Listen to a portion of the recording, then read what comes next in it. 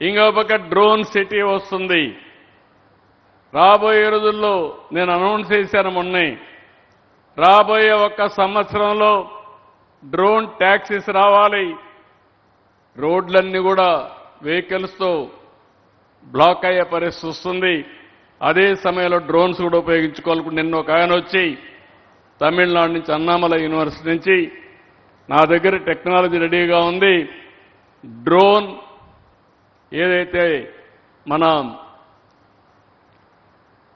Mobile ఇవన్నీ మనం hospital పెడుతున్నాం, అంబులెన్స్లు పెడుతున్నాం, డ్రోన్ అంబులెన్స్కి రెడీగా ఉన్నాడు.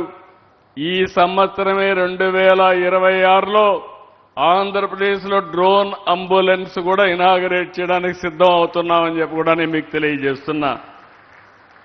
ఇంకో పక్కన విమానాలు తయారు చేయడం అన్నీ కూడా ఆయన ఆయిల్ తయారు చేసి ఎథనాల్ ఇవన్నీ కూడా తయారు చేస్తే మేము విమానాల మ్యానుఫ్యాక్చరింగ్ ఆంధ్రప్రదేశ్లో తయారు చేయాలని ఏరోస్పేస్ సిటీ కూడా ఏర్పాటు చేస్తున్నాం. ఎలక్ట్రానిక్ సిటీ ఇక్కడ వస్తుంది. సెమీ కండక్టర్ మీద శ్రద్ధ పెడుతున్నాం.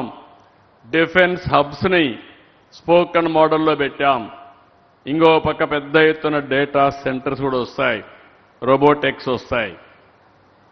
ఈరోజు అనిల్ కానీ మహేష్ గారు కానీ వాళ్ళు చేసే ప్రయత్నానికి ఆంధ్రప్రదేశ్ ప్రభుత్వం కూడా ముందుకు పోవడానికి నిన్నే నేను ఏపీ ఫస్ట్ అనే ఒక ప్రాజెక్ట్ని కన్సీవ్ చేశాం.